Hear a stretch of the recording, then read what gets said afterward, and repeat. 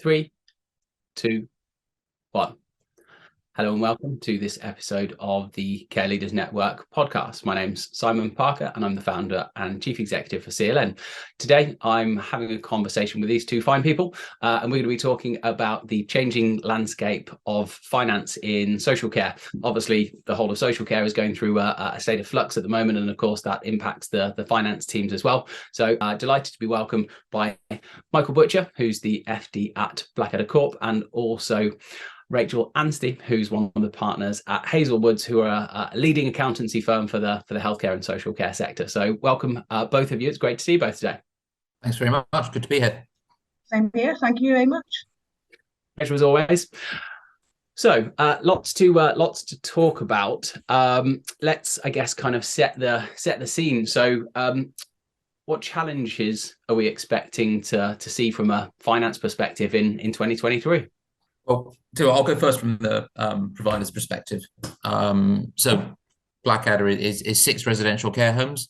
I think the challenges that social care faces, they're not unique to any particular part of the sector or any particular, in fact, any sector at all at the moment. Biggest problem for us at the moment specifically around finance is just in the way that inflation is just causing unforeseen consequences in terms of the cash flow orientation on that. By what I mean is, when we started back in social care as a group back in 25 years ago, late 90s, fee rates of £300 a week. Now we're talking about fee rates of £1,500 a week. We're not changing. The business model hasn't changed, but the peaks and troughs of our cash flow are that much higher. It's not uncommon for us to be spending £500,000 a month on payroll costs.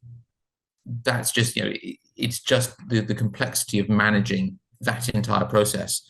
And that concept of complexity just feeds through everything that we do now. The funding streams that we have, it used to be just local authority or private. Now you've got an absolute, there's no vanilla funding stream anymore. Every individual has a particular funding element that we need to consider. The sophistication of our reporting has increased, and that's partly because of the complexity inherent within the system, but also we are being required by our stakeholders, by lenders, and also by the local authorities when we report, for example, as part of the fair cost of care exercise. We need to have more sophisticated finance systems and be able to really deep dive into our numbers in a way that we didn't have to before. I remember even 5 years ago, we were working off very simple systems, and that has now become a very complicated ERP system that we've had to spend quite a lot of time learning how to get to grips with. And alongside that, you've now got a speed of reporting issue. So we are now having to report almost in real time on certain finance points. So payroll was always had to be done quickly, but we have 3-day closeouts on payroll, and at busy month ends, we're closing down the invoicing for the month and getting finance reports out in 7 working days, which is a level of sophistication and complexity that frankly just wasn't here before. And so that, I think, that's the main challenge, just that increased complexity and sophistication that is needed to operate successfully within social care. Thanks, Michael. Rachael, I guess you get a bit of a macro view. Obviously, you serve so many different social care organisations. I guess you get the opportunity to have lots of business leaders from the social care sector. Is that consistent with what you're seeing as well from kind of throughout the sector as a whole?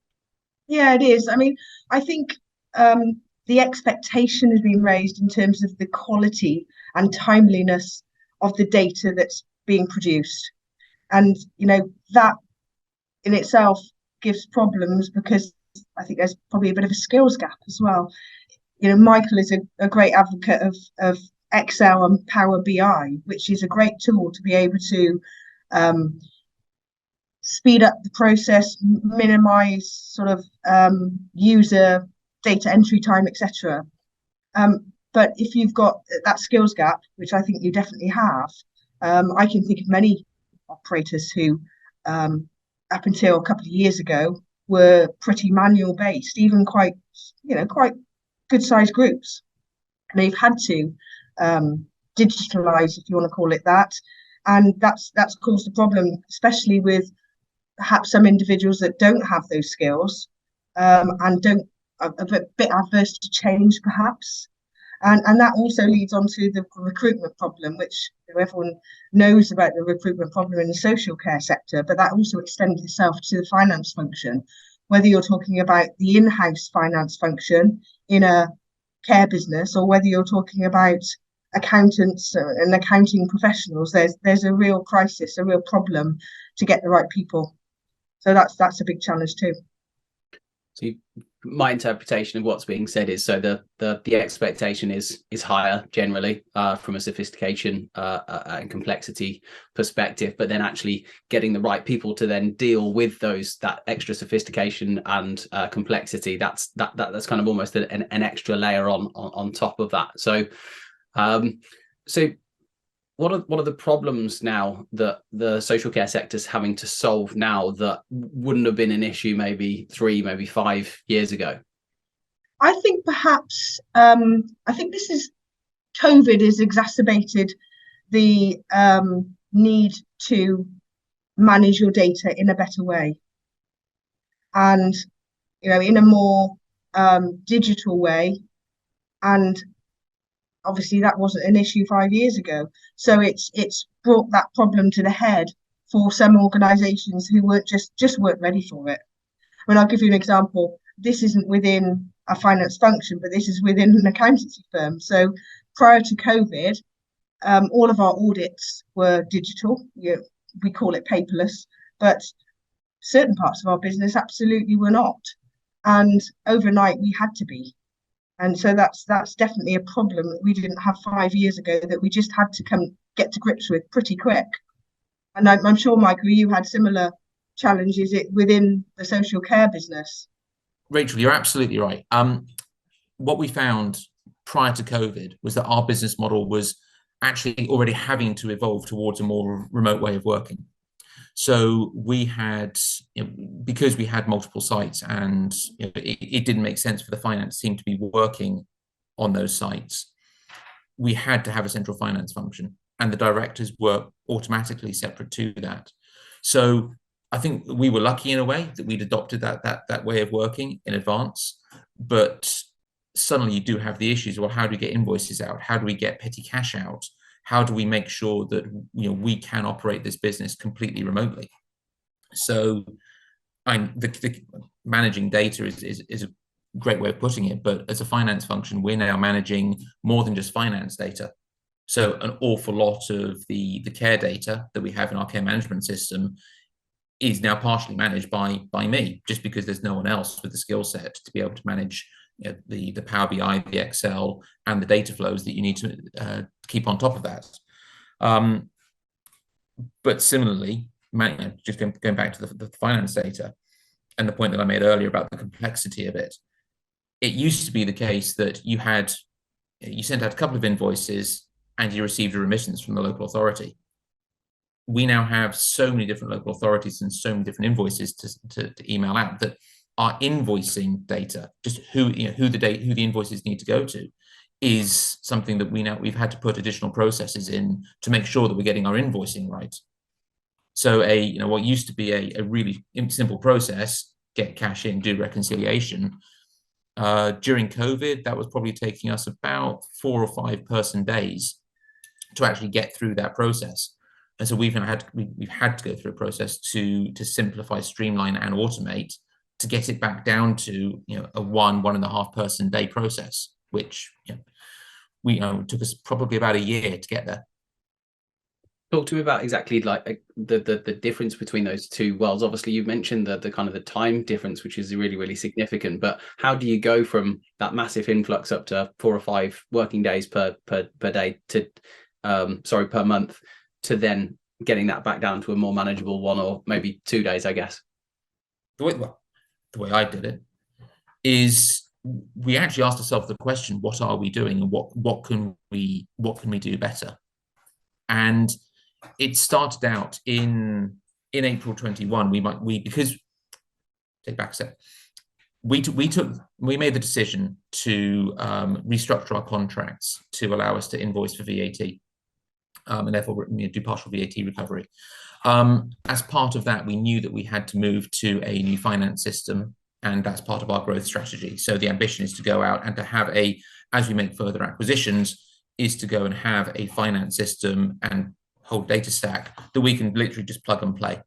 And so we've set ourselves the challenge that day one of an acquisition, by day 5, all of our systems must be live in that new environment. So that's how our data stack has had to be built. So then looking at how our invoicing worked when we moved to the new system, we just sat down and said, right, what new functionality does this bring us? And we tried a couple of things. They didn't quite work. We've iterated, and we've now got a system that, through importing of data through Excel, now works a lot more cleanly. It's not as simple as, here's a sheet, put it up. It does require, quite a lot of manual work in the background. But because those occupancy sheets are so fundamental to our business, that was sort of a standard process. So I think a lot of it has been that good old-fashioned iterative process of what works, what are the critical what are the critical pathways, what's failing, and then just iterating and making that work even better. I'm incredibly lucky. I've got a good finance team around me, some really good Excel skills that we can actually do that. But going back to Rachel's point, if you don't have that skill set in-house, trying to develop those solutions is going to be incredibly challenging. Yeah, of course. There's one point that I'll bring up in a second, but like fundamentally, obviously, you now got that kind of level of sophistication within your organization, and you've had to go through the process, that iterative process, to get it to a point where it kind of works for you. What does that give you at kind of a fundamental level? Time. Frankly, it's right, yeah. The biggest issue so with increased complexity, it means that we need to spend more time answering questions and doing detailed work. So we have regular changes in care needs in our residents at the moment. That's just a nature of social care, and that in residential and nursing care, the complexity of care is changing, not only for new residents coming in, but also for existing residents. And so fee rates are having to be changed almost on a month-by-month basis. So that work stream just was not there 3-4 years ago.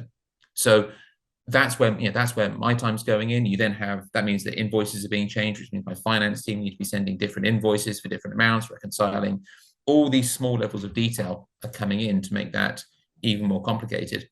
And so the need for more time is ever present.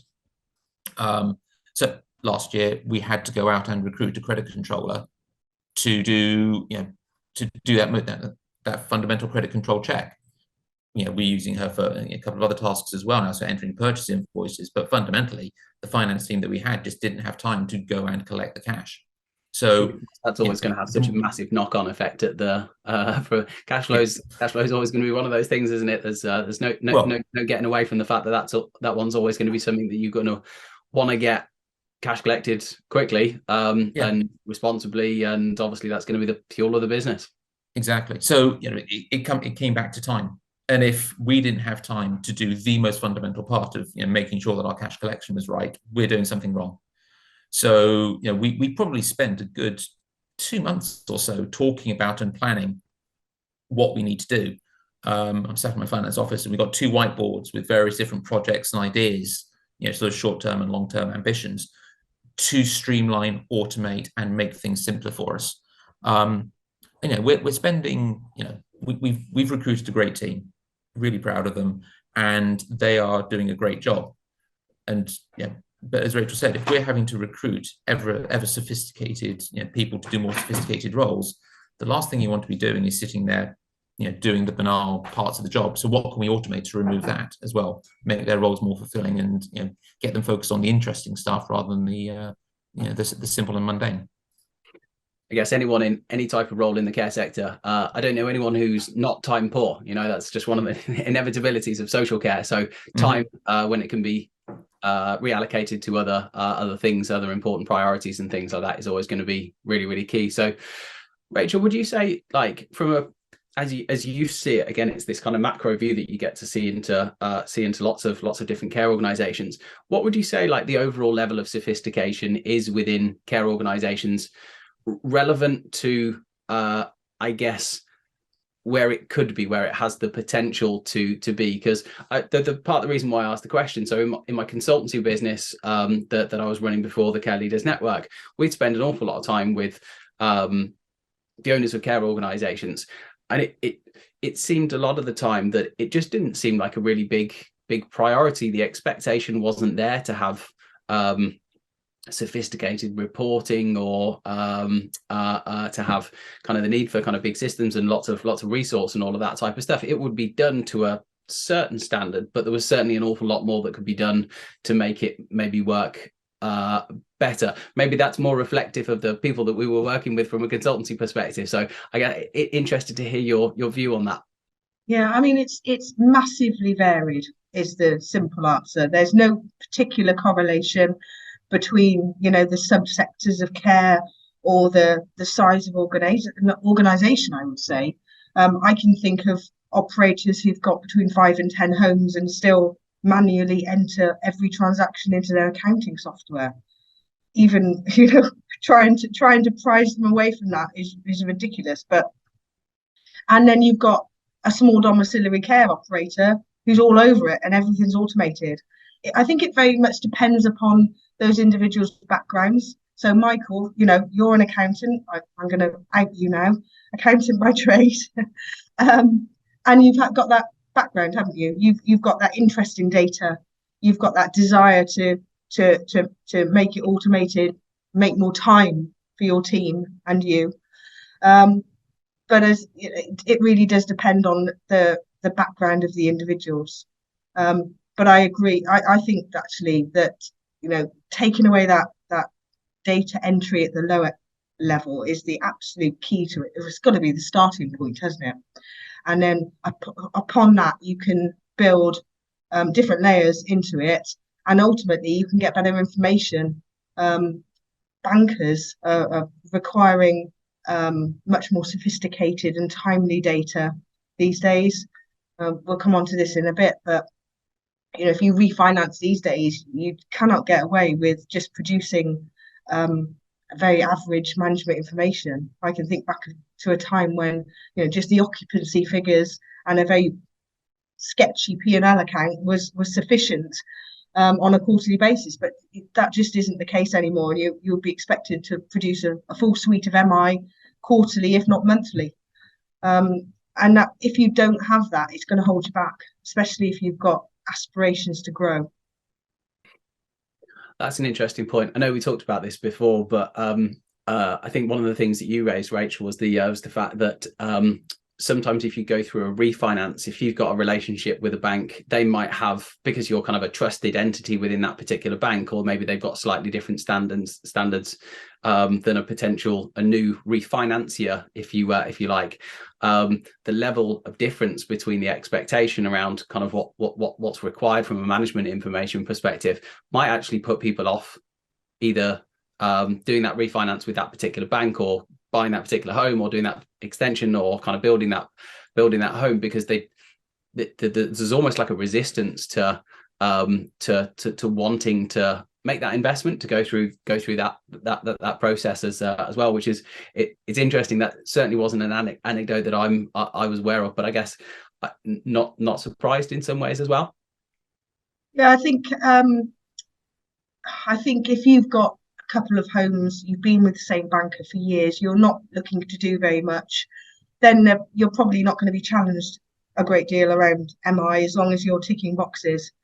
But if you've got aspirations to grow, then you're going to open yourself up to you know, more stringent covenant requirements. But any entrepreneurial care operator knows that that's just what is required, unfortunately, in this world, this day and age.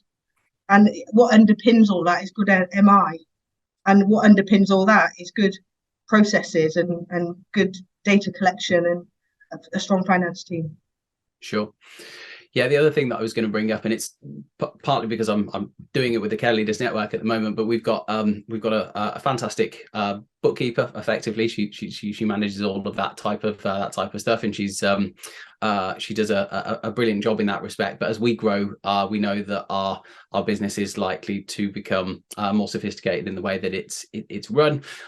We also have aspirations for what we want to be able to do with the business in the future, and we realized last year that it was going to be really important to take that level of sophistication to that next level. So we've now found an outsourced partner for that. I'll let you know who they are. They're their organization called Uki. They're actually a supply member of the Care Leaders Network. That's how I ended up hearing of them. So they work with care organizations as well.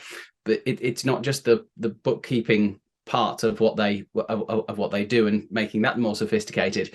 You can effectively outsource your entire finance function to them almost on a line item by line item basis. So there are certain areas that are my colleague that runs all of our finance at the moment does a brilliant job. Certain areas that she's not so confident in, and there's certain things that we want to do over and above her current capability and capacity for the time being. For us to be able to go and do that, it will be quite transformational for us, because the level of data that we're going to have at the click of a button is going to be pretty fantastic. And I know who from Paul, who's the managing director at Uki. They've got so they work with Luxury Care Group, who also again member of the Care Leaders Network. Kevin, the managing director, gets the founder and chief executive is he's got five key metrics that he gets to manage that get presented. Now, you can get down into the detail of all of those key metrics, but he's got 5 key metrics that he gets to measure on a day-by-day basis to understand the health of the business and the kind of the overall tempo and things.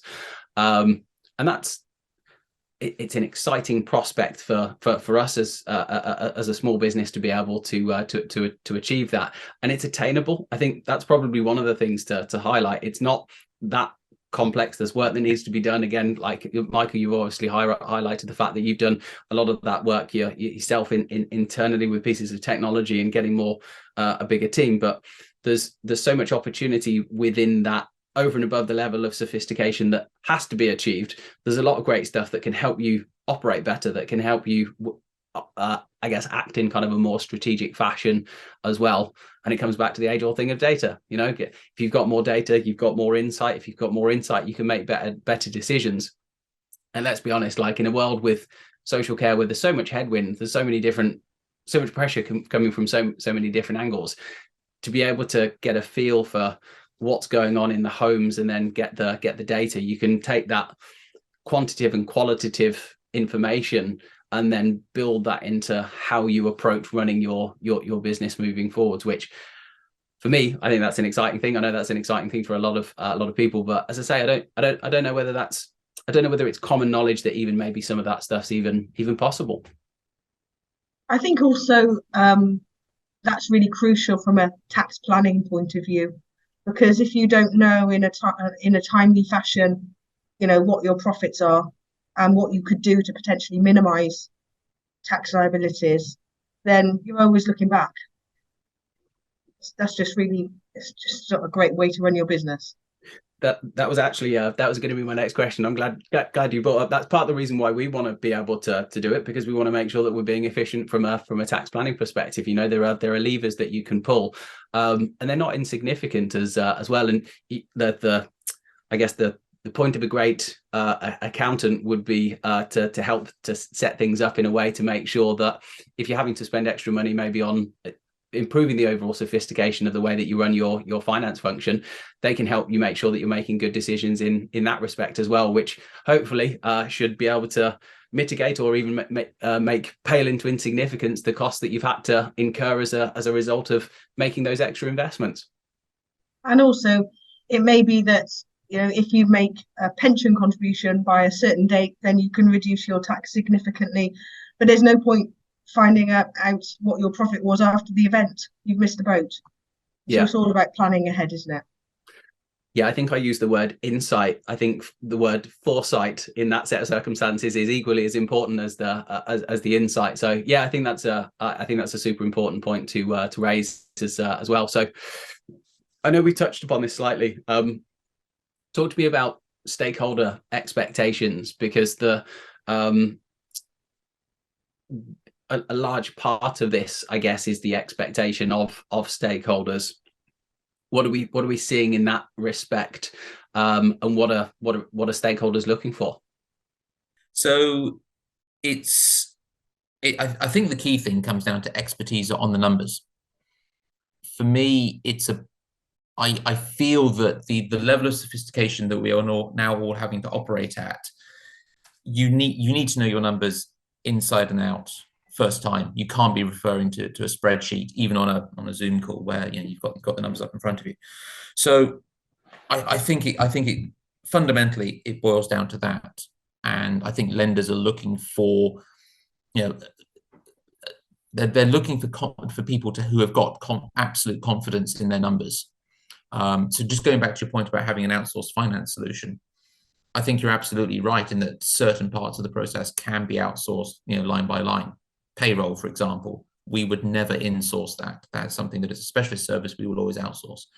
Data entry, I can see how, yes, you would want to do that. But in terms of actually knowing the numbers, the granularity behind that, I think that is something that our lenders and a number of people that we speak to are really looking for in terms of, a key measure of the competence of the organization.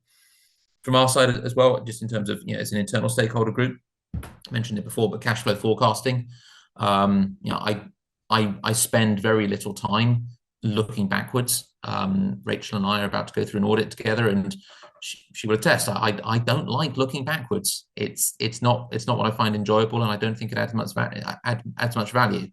The ability to constantly look forward, what's coming over the horizon, what's going to happen in the next 12 months, what are all of those implications going to mean for our organization, and therefore how do we pivot our business to make sure we face those headwinds? That's something that's absolutely critical for an effective finance function right now. And just talking about other things that lenders are looking for. I mean, Rachel, you raised it earlier, the sophistication of the MI that we're having to generate, the ability to have a dynamic forecasting model that takes everything that's going on at the moment, and you can alter it line by line, and then bringing that into an integrated cash flow forecast. That's relatively complicated Excel modeling that I'm lucky I went through I went through a top 5 practice, went through their audit team, went through their forensics team, went through their corporate finance team. All of that stuff is my bag, and that's what I'm expert in. But I can imagine that a number of people in social care don't have that, and so they are going to have to rely on third-party experts to build that out for them, which is yet another cost, and ultimately it's yet another black box that they just have to trust that data is correct. So that for me again I think it's an overall concern for the sector in terms of our level of financial sophistication. Do we have the right people, the right organizations, like Hazlewoods, actually inputting in and giving us those forecast models that we can really rely on and trust on, and that we can present to third-party stakeholders and go, actually, that is the health of our business? I can think of quite sizable care businesses where they don't have a particularly strong finance function. They perhaps even have a qualified accountant at the helm, don't have any forecasts at all, don't want to pay somebody like us to prepare them. So, that's quite a worry. It really is, looking forward and knowing how certain events could affect their business and what that means for them. Absolutely. It's an interesting one, isn't it? Like, some of the most enjoyable conversations I have with people leading care organizations is the conversations about the future, the exciting stuff, the strategies, the initiatives, the stuff that people can get really kind of energized about. But usually those are the medium to long-term play exercises. If you're going to launch a dementia care strategy, or you're going to double the size of your portfolio, or you're looking to do, I don't know, could be anything. Most of those things aren't achieved in, oftentimes they're things that will take at least 6 months worth of planning and can take a year plus to execute upon. Stepping forward confidently knowing that you've got the ability to make those investments, because most of the things usually revolve around some level of investment, unless it's whether it be time or money. I would personally feel quite I don't know how confident I'd be without that structure. It's all very well kind of saying, oh, we're going to get to this number of homes or this number of services or whatever it might be, but without you kind of need the foundations to underpin the aspirations itself, if you like. It'd be interesting to know, I guess. Rachel, you might find out. Me and Michael will never know, but like to know kind of whether those things end up leaving those care providers getting unstuck at some point, or maybe not being able to fulfill some of their expectations, which of course is going to be frustrating, because most business owners that I know, they want part of the reason why they're in business is to do those exciting things, because they're the things that kind of light people up and give them energy. To know that you were going through that type of process and thinking, oh, might run out of money at any point, or might be able to have to scale that particular project. It's almost like the wings have been clipped before you've even set out, or at least potentially. It also depends on the sort of person you are. Michael and I are accountants, so we're quite technical in nature, I guess. But some people are higher level, big picture people, aren't they? And I've got clients where they're just not really interested in talking about the numbers, the history. It just doesn't float about. They're just constantly looking forward, and in a high level way rather than in a detailed way. And they just glaze over when you start talking about the numbers. So you've got to pitch your audience, haven't you? There's no point talking to people who just aren't interested in that level of granularity. No, that's definitely true. I think I'm learning. I've always typically been a more focused on the big vision side of things, but I think my experience has certainly been that getting to grips with the details, at least knowing that it's set up in the right way, then I can go and focus on the big picture type stuff, because I know that things are organized and that there's great people doing that type of stuff, the types of things that I'm maybe not quite so proficient in. We, as a healthcare team, we recently went through one of these courses, one of these days of establishing what type of people you are. I don't know whether you've ever done anything like this, when it's a colour, the blues and the reds and what have you. And it was really interesting to see, the majority of people in our team are, no surprise, pretty technical. But we had a really good smattering of other colours. Sadly, I don't know whether I was very red. Don't know whether that's a compliment or not. But I think what it tells you is you do need that mixture of people, sure, at a higher level in an organisation that can bring all of those different perspectives. Yeah, absolutely. Am I right in saying so? Blue is like the technician, the super detailed person, and then red is the typically kind of a leadership type person who tends to be quite assertive and is commonly somebody that will often look into the future. If I remember that correctly, because it's been a while. That's a nice way of putting it, Simon. Yeah, I'll take that. I didn't realise there was an unpleasant way to put it, but well, I certainly think it's a compliment. I've had other people describe me as being red, so maybe I need to work out whether that was a compliment or not. We'll have to go and wait and see. But yeah, I mean, businesses need people from all sorts of different backgrounds. I know when I was doing the management consultancy business, we had a kind of a coach to our business as well, and we did profiling on all of our various different team members and things, and it's getting the right people in the right places doing the right things. To round off, let's talk about some exciting stuff. Let's talk about the future. I'm interested to hear from both of you. What are the things that you're most excited to see in the coming years? So, Rachel, let's hear from you first. I think it's operators who are recognizing that they need to, up their game in terms of digital and data, because that will hopefully give us better data on which to advise them. We don't want our qualified staff having to do too much crunching of numbers and that, as Michael referred to it, that sort of mundane stuff. We want them to be upskilling and advising clients about different aspects of their business or tax planning or whatever it is. So I think that if there's a improvement of the quality of data in the finance teams, that can only help us, free up more time in that respect.